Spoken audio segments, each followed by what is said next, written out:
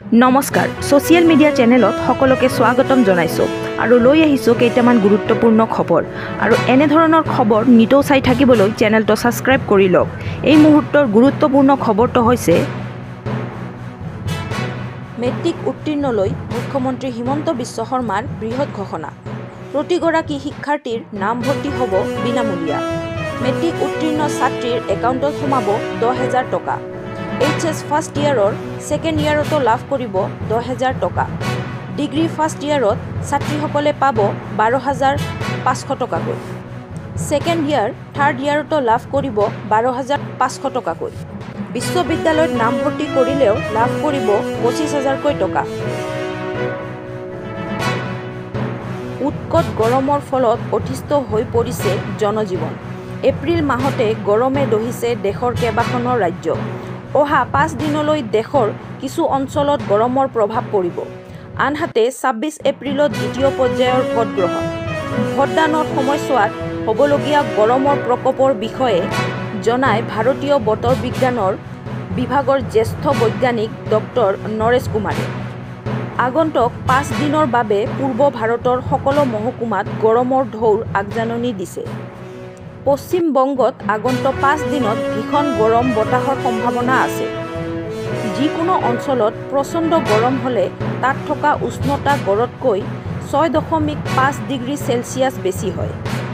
আগন্তুক 3 দিনলৈ পশ্চিম বংগত ৰেড এলাৰ্ট জাৰি কৰা হৈছে। বিহাৰতো গৰমৰ প্ৰভাৱ বৃদ্ধি হ'ব।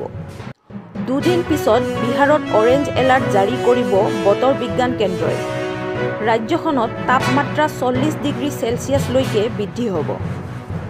উত্তৰ প্ৰদেশত 24 ঘণ্টাৰ পিছত গৰম বতাহ বলিব, যদিও পশ্চিম উত্তৰ প্ৰদেশত 2 দিনৰ পিছত গৰম প্ৰভাৱ বৃদ্ধি পোৱাৰ আশংকা আছে।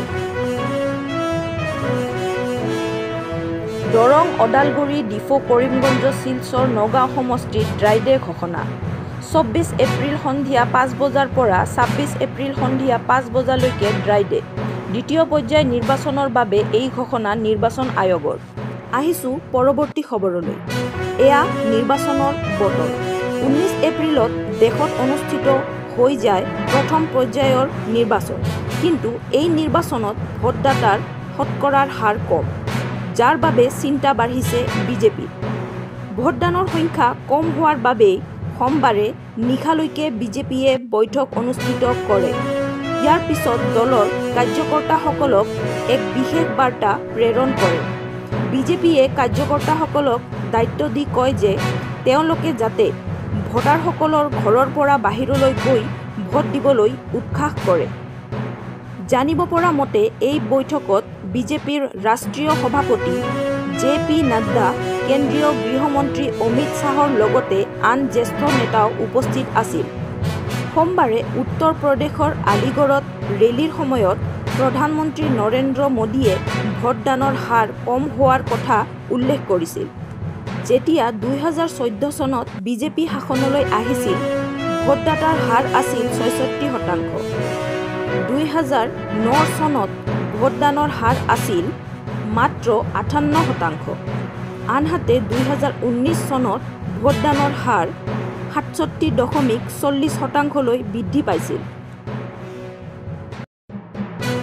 সোমবাৰে দেশৰ হাজাৰ হাজাৰ নাগৰিকে নিৰ্বাচন আয়োগলৈ পত্ৰ লিখি ভাৰতীয় জনতা পাৰ্টিৰ তাৰকা প্ৰচাৰক তথা প্ৰধানমন্ত্ৰী নৰেন্দ্ৰ মোদীয়ে মুছলমানৰ বিৰুদ্ধে কৰা ঘৃণনীয় মন্তব্যৰ বিৰুদ্ধে ব্যৱস্থা গ্ৰহণ কৰিবলৈ অনুৰোধ জনায়।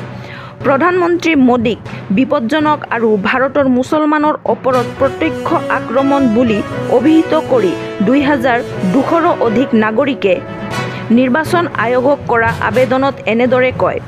এজন তাৰকা প্ৰচাৰক হিচাপে প্ৰচাৰ চলোৱাৰ সময়ত প্ৰধানমন্ত্ৰীয়ে ৰাজস্থানত দিয়া ভাষণে ভাৰতৰ সংবিধানত সন্মান কৰা লাখ লাখ নাগৰিকৰ আৱেগত আঘাত কৰিছে। নিৰ্বাচন আয়োগৰ দৃষ্টি আকৰ্ষণ কৰি নাগৰিক গোটটোৱে কয় যে ভোট বিচাৰি মোদীৰ ভাষাই বিশ্বৰ গণতন্ত্ৰৰ মাতৃ হিচাপে ভাৰতৰ প্ৰতিচ্ছবিক গুৰুতৰভাৱে ক্ষতিগ্ৰস্ত কৰে।